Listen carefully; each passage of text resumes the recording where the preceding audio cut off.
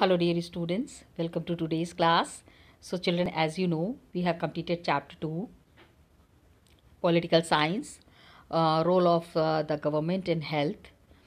Lot of things we have discussed about the private hospitals, about the public hospitals, their rules, regulations, the problems that people face in the private hospitals and in the public hospitals. What are the major methods through which we can avail the medical facilities? All these things we have done. Up, we have read about the health issues. It's a wider concept than illness in this chapter. And ये देखो एक quotation is given, living standard. Just see. Explain the term living standard and public health. ठीक है, living standard and public health को आपको अपने languages में अपने लैंग्वेज में एक्सप्लेन करना है. इम्पॉर्टेंट क्या है? द कॉन्स्टिट्यूशन सेज, क्या कॉन्स्टिट्यूशन कह रहा है कि it is the duty of the state. ये स्टेट का काम है to raise the level of nutrition, कितना खाना लोगों को खाना है, कैसे रहना है, and the standard of living and improving the public health. Public health को इम्प्रूव करने के लिए कॉन्स्टिट्यूशन में दीज पॉइंट्स आर मैंशनड. अब लिविंग स्टैंडर्ड का मीनिंग देख लो, जैसे कि in whichever condition the people are living, that is the living standard. दूसरा है कि government is providing some services to raise the standard of living. Means जहाँ पे आदमी को रहने के लिए है, खाने के लिए है, अच्छे कपड़े मिल रहे हैं पहनने के लिए, that is only the standard of living. उसी चीज़ से स्टैंडर्ड समझ में आ रहा है. Okay, and it is measured in terms of comfort, wealth. Comfort देखो, कंफर्टेबल लाइफ होनी चाहिए. कंफर्टेबल लाइफ तब होगी when you have a house to live in, you have proper food to eat and you have good clothes to wear. That is comfort. And then you have wealth, goods and services. क्या सामान चाहिए, कितनी सामान चाहिए, किस तरह की services होनी चाहिए, दिस इज ऑल इन्वॉल्व. अब हायर, जितना हायर होगा लोगों का standard of living of people, higher the economy and vice versa, उतना ही इकोनॉमिकली स्टैंडर्ड हाई होगा. So it is also the economic condition of the country. Standard of living से पता चल जाता है कि कंट्री इज रिच और पुअर. कंट्री में जो लोग रह रहे हैं वो रिच हैं या पुअर हैं, ये इकोनॉमिक कंडीशन को देखते हुए समझ में आता है. पब्लिक हेल्थ में क्या है? पब्लिक हेल्थ में general level of public health. क्या चाह रहे हैं, मतलब कि what is the standard of the people in the country and government has made what arrangements. ठीक है, general level of public health where the people are getting all the facilities by government. अपने से नहीं भी कर पा रहे इंतज़ाम, if they are unable to make arrangements on their own, the government is making the arrangements. That is public health. Government is providing all the basic facilities like low cost hospital होना चाहिए, medicine होना चाहिए, and other requirements that the people are needing. So every people has right to get health facilities. Public services में, majorly public health में, medical facilities are provided free of cost by the government. Government free of cost medical services provide करती है. Government क्या है, अब ये चीज़ तो हो गई. This is the explanation for living standard. Next जो चीज़ important है children, the different ways through which the government can take steps to provide health care for all. सबके लिए हेल्थ केयर प्रोवाइड करने के लिए क्या क्या चीज़ें हैं. Government can provide health care कैसे? अब देखो, very nice suggestions have been implemented here. Establishing public health care in at zonal level, setting up low cost government hospitals. हाँ, low cost government hospitals has to be setup जहाँ पे कि कम से कम दाम में अच्छे से अच्छी इलाज मिल जाए. That is important. And health insurance is there, basic treatment. Healthy होना चाहिए, आदमी को हेल्दी होना बहुत ज़रूरी है, so basic treatment is needed.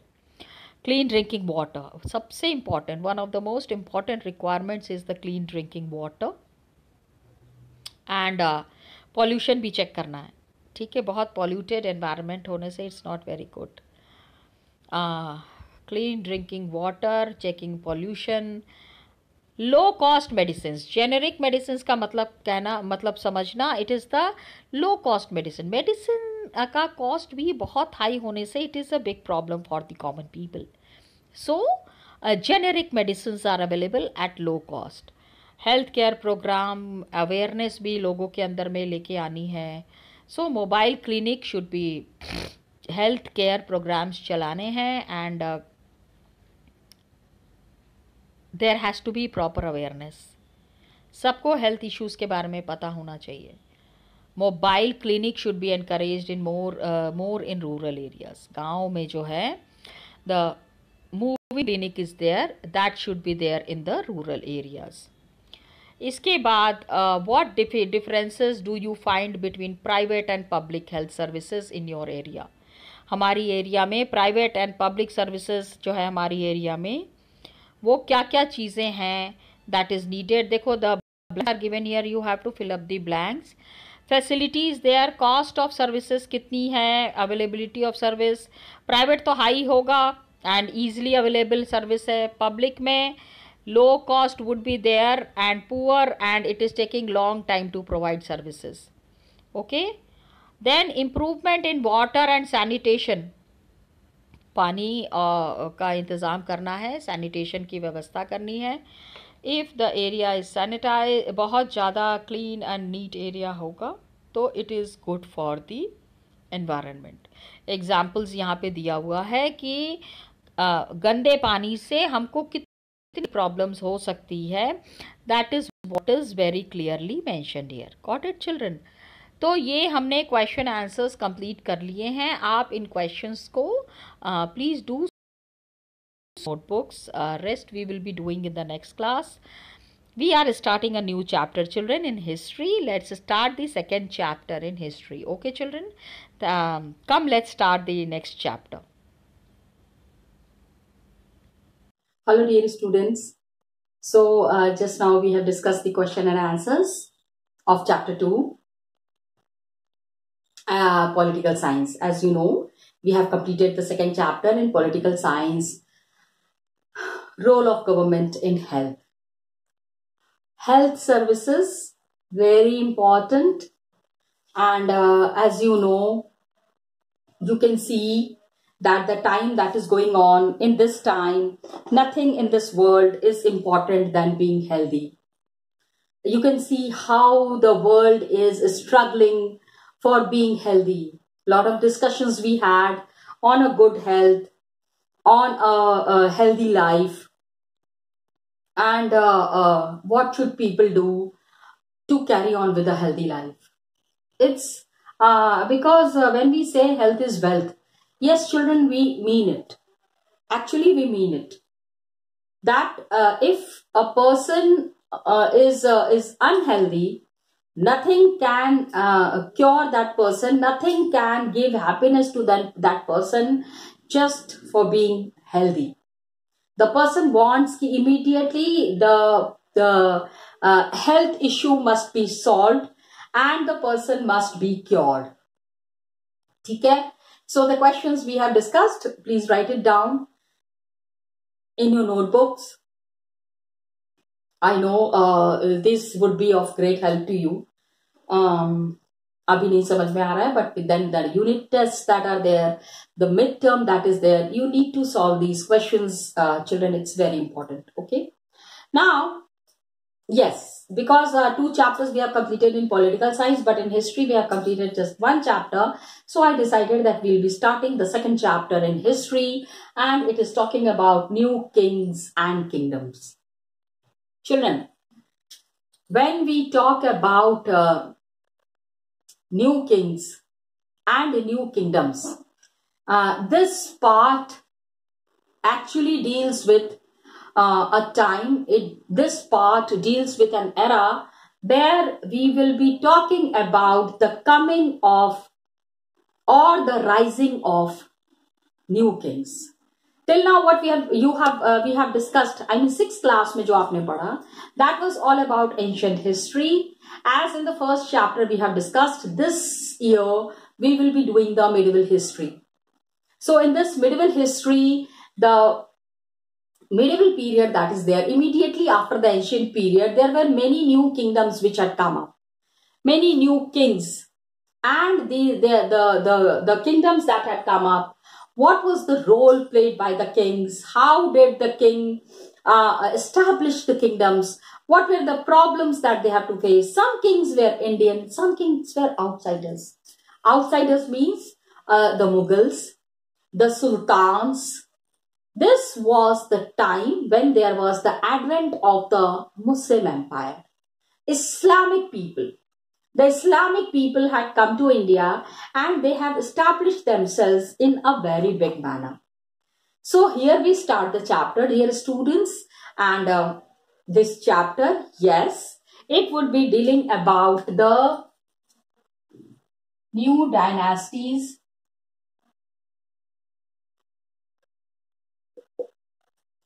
that emerged after 7th century.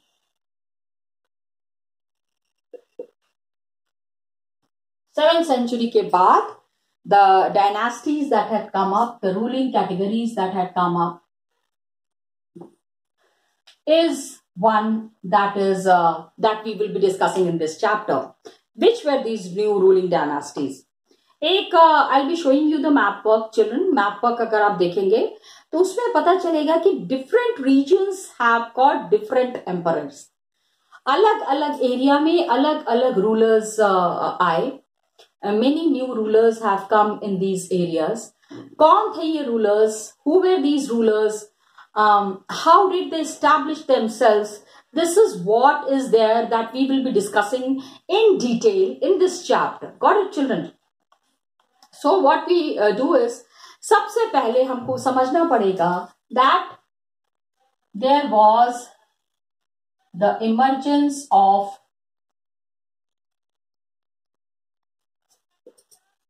new dynasties. Got it? What do you mean by dynasties? Actually, dynasties is the ruling system. Dynasties is that mode. Dynasties is that those families where the king had established the empire. एक राजा ने empire शुरू किया और उसके बाद it was carried forward by his son, grandson, grandson's son, great grandson. This way वो पूरी की पूरी family ही rule करती है. The whole family rules in the coming eras. तो 200 साल 300 सालों तक एक ही family rule करती है. That is what is the rule of the dynasties. Okay. 7th century तक क्या हुआ ना? 7th century के बाद का time हम discuss कर रहे हैं. By this time what happened? There were new big landlords. ठीक है? There were landlords, आप समझते हैं? या जो जिनके पास बहुत ज्यादा जमीन होती है, जमींदार. There were big landlords and warrior chief. मतलब जो wars में जो कि कमांडेंट्स की पोजीशन पे रहते हैं या फिर the people who lead the war, they are the warrior chiefs. ठीक है? Different region, हर जगह, in different regions of the subcontinent. Subcontinent means we are in Asia. Asia में साउदर्न पोर्शन पूरा हमने ऑक्यूपाई किया है. तो because we have got a very large part with us, बहुत बड़ा सा एरिया हमारे पास है. Big area is there with us, so it is called as the subcontinent.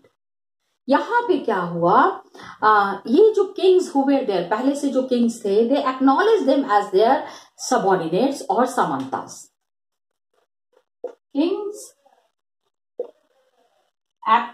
Acknowledged them. Acknowledged का मतलब समझिए, means considered them.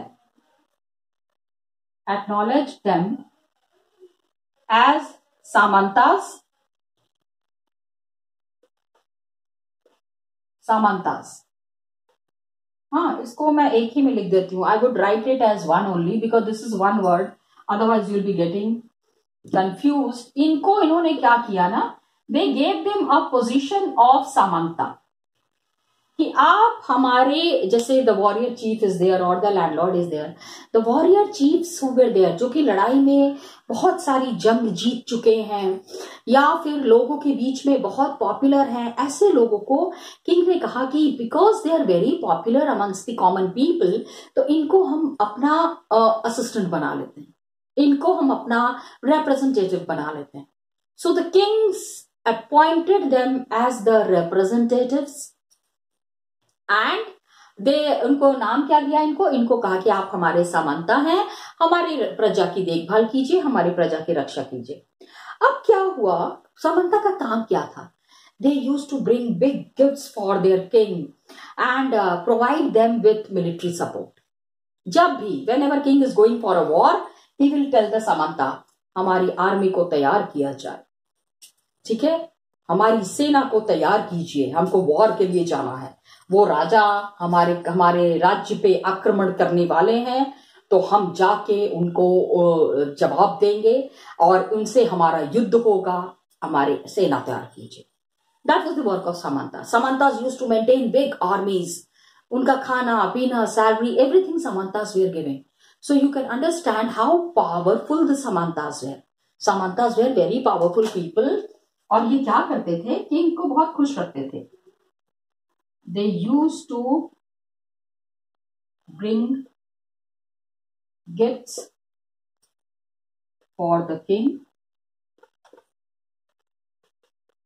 and जब भी वॉर होता था, just now that I said that they provided them with military support. Provided them with military support. तो आप समझ सकते हैं कि these Samantas were extremely powerful people, जो कि इस एरिया में wherever the kings were there, उन्होंने इनको अपॉइंट किया था. अब क्या हुआ, Samantas gradually and slowly, धीरे धीरे ये Samantas जो हैं, इनके पास बहुत सारा पैसा हो गया. They got lot of money and lot of power. तो उन्होंने क्या किया कि आई एम नॉट द समंता, आई एम द महासमंता. अब मैं समंता नहीं हूं, अब मैं, इन्होंने अपने आप को डिक्लेयर कर दिया. दे डिक्लेयर देमसेल्व्स एज महासमंतास. ठीक है, किंग को इन्होंने बता दिया कि अब आगे की जो भी चीजें रहेंगी हम अपने हिसाब से चलाएंगे एंड हम अब समंता नहीं है, हम अब क्या है, महासमंता हैं. तो एज समंतास की कहानी है ये. एज समंतास gained power and wealth,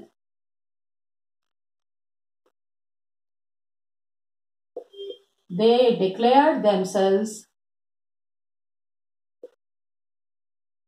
as महासमंता. Got it?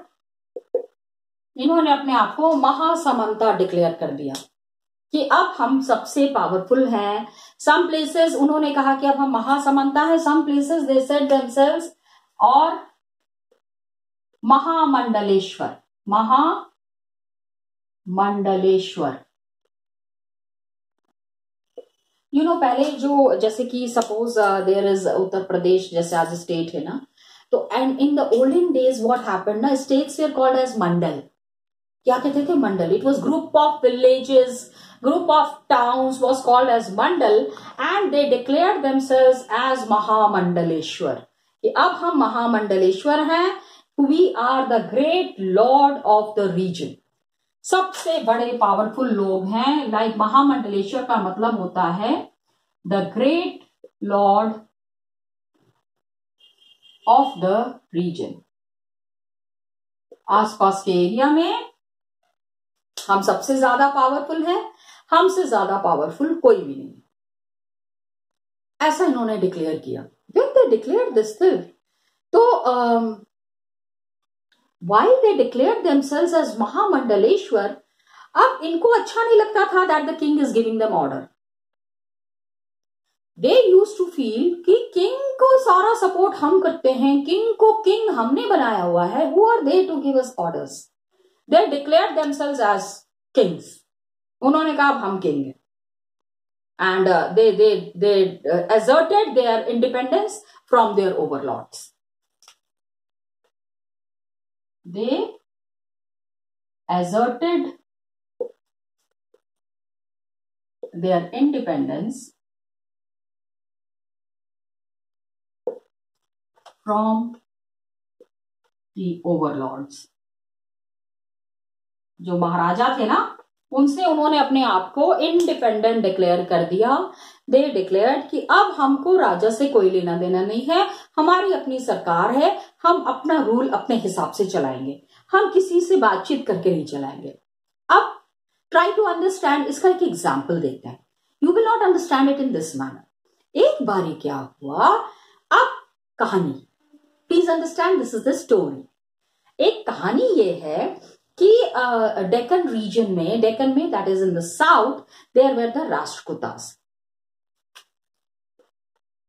One instance is example is of Rashtrakutas of Deccan. Deccan मतलब दक्षिण, दक्षिण south.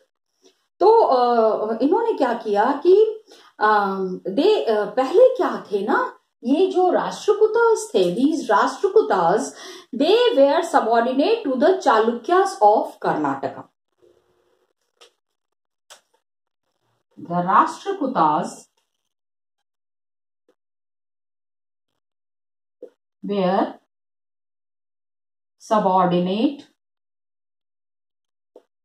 to Chalukyas of Karnataka. Please try to understand the meaning. कि राजा जो थे ना इन द डेक्कन रीजन, जो साउथ में the kings who were there ना, they were the Chalukyas. Karnataka के बहुत बड़े पावरफुल राजा थे चालुक्यास। राष्ट्रकूटास जो थे ना, वो उनके अंडर में काम करते थे। सो चालुक्यास के अंडर में they were working. Suddenly what happened कि one of the chief, one of the सामंतास हु वर देयर, एक जो सामंता थे उनका नाम था दांती दुर्ग। क्या नाम था उनका? नाम था Dantidurga. He was the warrior chief. Rashtrakutas जो हैं, बुरा ग्रुप था, उसमें they were one of the chief was there, army chief. ठीक है, वन ऑफ द सबऑर्डिनेट्स, सामंतास जिनको हम कह रहे हैं, दांती दुर्ग, इनका नाम था दांती दुर्ग। इन्होंने क्या कहा? इन्होंने कहा कि चालुक्य किंग को उन्होंने हरा दिया एंड एक बड़ा सा यज्ञ रखा। Okay, defeated the Chalukya overlord, जिनके अंडर में दांती दुर्गा वॉज वर्किंग। वो कभी कभी these kings used to be very rude to these army chief. उन्होंने कहा कि हम क्यों आपकी बदतमीजी सहेंगे, we are not tolerating any kind of a nonsense. आपके अंडर में काम कर रहे हैं तो आपके नौकर नहीं हैं, we are not your servants. Are you understanding? They had got that kind of thing and defeated the Chalukya overlord and performed a ritual. एक इन्होंने बड़ा सा यज्ञ रखा। ओके, पहले तो उन्होंने हरा दिया उनको एंड इस रिचुअल का नाम इन्होंने रखा called हिरण्यगर्भा। हिरण्यगर्भा। Got it? That is a golden womb. वूम का मतलब होता है स्टमक का वो पार्ट जहां पे कि मदर अपने चाइल्ड को रखती है. स्टमक का वो पार्ट जहां पे कि mothers keep the child. The pregnant ladies आप देखेंगे ना, जिनका स्टमक थोड़ा सा जिसमें बेबी होता है, that is called as a womb. तो उन्होंने कहा कि हिरण्य गर्भ से मैंने जन्म लिया है. यज्ञ उन्होंने किया. He perform the yajna and he declared himself as the ruler. He said, now I am the ruler, and everybody, the ritual was performed.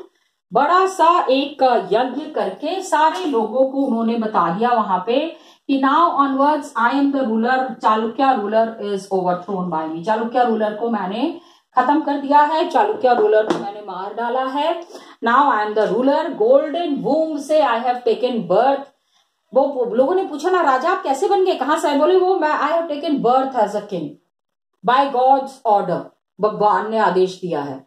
सो ये जो यज्ञ उन्होंने किया, ritual was performed by Brahmins. Brahmins performed this ritual. पूरा जो यज्ञ था इन्होंने किया, and it was thought to be the rebirth of the sacrificer as Kshatriya. It was thought to be the rebirth of the sacrificer. मतलब जिसने कि ये सैक्रिफाइस किया है एज क्षत्रिय. देखो पहले जो किंग होते थे ना, the rulers who were there, the kings who were there, they usually belong to the Kshatriya group. उनको क्षत्रिय ही माना जाता था. Even by birth he was not a Kshatriya. Danti Durga by birth, जब वो पैदा हुए थे ना, उस समय से वो क्षत्रिय नहीं थे. He was from some other group. लेकिन यहां पे आके उन्होंने अपने आप को क्षत्रिय डिक्लेयर कर दिया. ये यज्ञ करवाया, and he said everybody should be obeying his orders and everybody should consider him as the ruler, and people accepted him as the ruler. Danti Durga's name is very famous in Karnataka region कि इन्होंने अपने आप को ruler declare किया. Got it? This is how new kingdoms came up. पहले Chalukyas were there. Now this new kingdom was established by the Rashtrakutas. New dynasty was established, and the first king of this dynasty was Danti Durga. Clear? Yes. The rest we will be doing in the next class. अब आगे करते रहेंगे, discuss करते रहेंगे. Okay children, thank you so much and all the best to you.